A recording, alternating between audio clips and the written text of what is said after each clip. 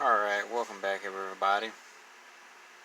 Today we will be removing and replacing the clutch plates inside of your clutch. So if you're wondering how to do this, I'm going to go ahead and set you up and give you a run through from removing your clutch cover, clutch cable, removal of your clutch pads, to replacing them, or clutch plates as some may say. Regardless, I'm going to get you started and let you know what you need. It's pretty simple. Together, I mean, you could try to use a box end wrench, but I prefer a 10mm socket along with an 8mm socket. If you have an extension, it's preferable. It can be done without it, but it just makes it a little bit more difficult. And a small socket wrench. You don't need nothing big, nothing heavy duty. Everything pretty much comes out with these. And that's really all you're going to need. Aside from that, you're fine. Everything else will lubricate itself once it's all put together. So let's get started.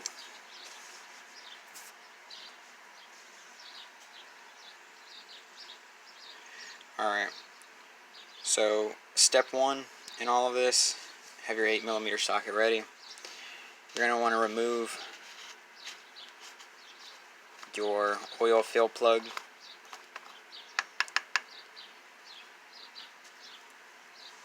And I do recommend you drain your oil out before you do this. I've heard others say you can do it without removing your oil because it all leans to one side of your motor. I don't trust that. Maybe it's true, maybe it's not. I'm doing this in the middle of an oil change, so it makes it easier. Once that's removed, go ahead and start taking off your 8mm bolts. Now I do need to know, it's easier to take off these two first, so you'll have a little bit of slack on your cable for your clutch, because you will need to remove this clutch cable, and I'll get to that step in a second. Alright, so once these two bolts are removed, you can go ahead and take off your clutch. Just either tuck that to the side, move it out of the way, just do what you got to do, and I can move you on to the next step. Right here, removing this bolt, it's to engage your clutch. There's some confusion on how to get it out. Just go ahead and twist it all the way back.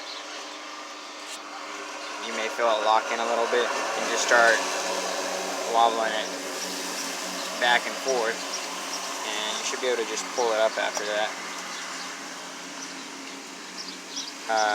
Again, I will show you how to reinstall this. I just set that to the side. After which, now you can finish removing the rest of your bolts. Again, try to go in a star pattern. You'll need to distribute the pressure. You don't want to have any of your nuts get stuck. Alright, sorry about that. A loud background noise. My neighbor decided to start mowing his lawn.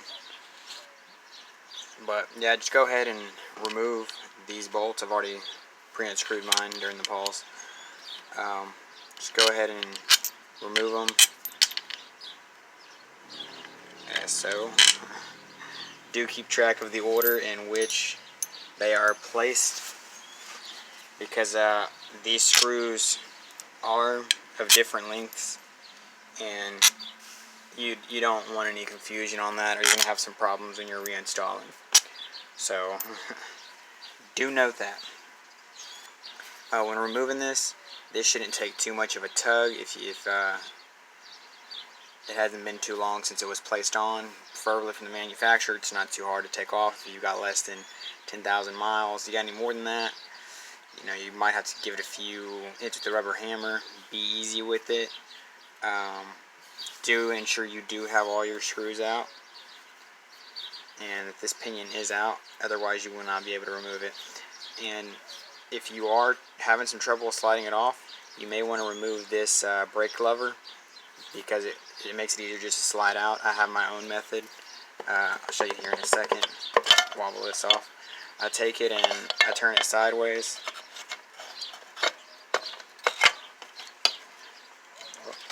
Fighting on me here. Yeah, I just slide it off that way. So if you're not worried about scratching up your clutch cover, I mean, you can do it that way.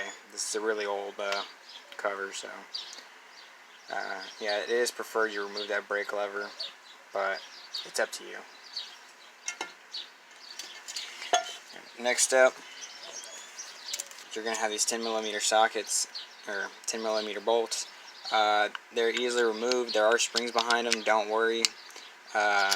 About halfway after releasing them, the springs are going to let off, so you don't got to worry about them shooting out on you. These do come open pretty easily, so again, that's why I said you only need a small wrench. It's not too much difficulty to undo these. And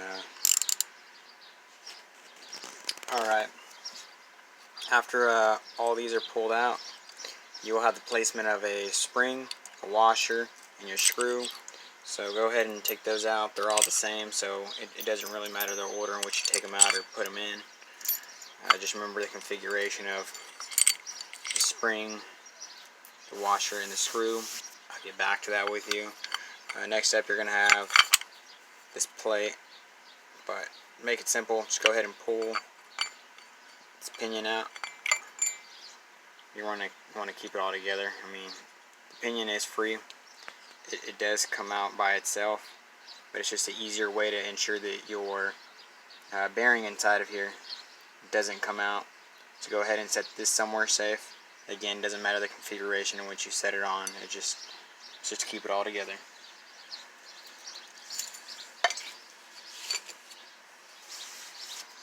Alright. Behind that, you are now at your clutch plates and clutch pads, and you will have 9 pieces here to remove and replace. You'll have 5 pads, and you'll have 4 plates. So they're just going to alternate back and forth from plate to disc, and just go ahead and remove all these. It doesn't really matter how you pull them out. I'll show you how to put everything back in. Alright, I just went ahead and just yanked all these out at one time. Okay, so after that, everything's pretty much said and done. This just free spins and rotates. While you have this open, you can go ahead and clean it. You can use any type of cleaning solvent such as seafoam or carb cleaner. I prefer carb cleaner, it works pretty good. Some people would say use engine degreaser. Do be careful if you use engine degreaser. Make sure you clean it all out. There's no residue left, because engine degreaser breaks down oil, and if any of that is left in here, put 2 and 2 together, it's going to break down your oil, and you're going to have to change it sooner than you need, or it just won't work efficiently, and your motor may overheat. So it's up to you, your call. But putting in your new plates and pads, you're going to have 2 different ones here. These are your pads. This nice smooth one is your plate. It's your friction plate, friction pads. So go ahead and show you how to set these in. Now there is this groove here. I haven't found no need for the groove, but I do like to keep them lined up on all my plates. You know, just keep things uniform. There is no real specific way to put these back in. So go ahead and show you the order real quick so we can get this through. You're going to want to start off with your pad plate. And come on, get on in here. Alright, so there's one. Your second plate is going to be a friction plate, which is nice and smooth. This is really difficult one-handed. And it doesn't matter which way you flip them. You know, they're universal on both sides. But again, for me, I like to keep this little groove here lined up with the next pad plate. So the third plate you're going to be putting in is going to be a pad plate, and you're going to alternate back and forth through these, with your fourth plate being a friction plate now. It's just going to go back and forth till you get all 9 plates in. Some of the packages you may order may already have them in order, and you could just slide them right in as a whole. But if you're not one of those lucky people and you're just real confused on how to put it in, just follow this pattern. The 5th plate will be another pad. Yeah, just go back and forth until you finish it off. So I'm going to go ahead and finish putting in these last plates real quick. Alright, so I went ahead and finished putting these all in. Alright, so that's all 9 plates. Those are all in there together. Now, do remember, start off with a pad plate and end with the pad plate. Alternate back and forth. Pad, friction plate, pad, friction plate, pad, friction plate. These little pads are pad plates, and your smooth ones are your friction plates. So, next step, pinion.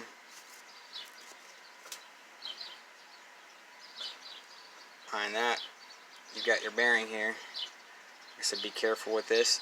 If you want, you can go ahead and slide that on. I wouldn't. It makes it a little bit difficult.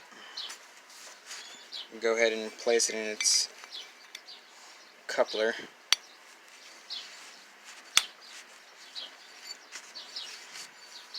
And then you can just go ahead and slide the whole assembly all together.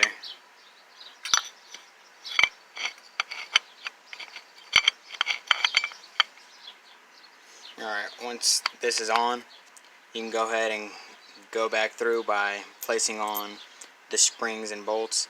Remember, first thing that slides in is your spring. And you're going to want to have a washer on top of your bolt. Just go ahead and slide that in there. Again, there's no specific order in which to put them in. Just make sure you screw them all the way down and give them a nice tug. I'm going to put these in and move on to the next step. Alright, so I've just about finished putting all these on, and once it stops, just give it a nice little tug, and all your nuts should be snug. That's pretty much it. Again, don't over tighten them. They're not locking in anything too important. I guess it's kind of important.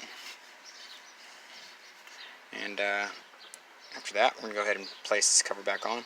Again, you can use my method or your method. My method is just to slide past this brake lever and just rotate back, and there we go, we're back in place. So I'm going to go ahead and replace these screws back on real quick. Remember, leave these 2 out. It's going to go back to your clutch cable. And I'll move on to your next step. Put these in real quick. Oh yeah, while you're in here, now that I've got all my bolts screwed on, I do this in a star pattern. And a quick reminder before we get into this, you don't want to forget to subscribe, like, it really helps me out. Want to throw some comments down there or dislike, that's fine by me. But go ahead and place your clutch lever in. It's going to go down this way. This flange is going to be basically curling back on itself. Point it to the left and slide it on in this hole. I'm going to want to go ahead because it's going to stop right here. Rock it back and forth a little bit.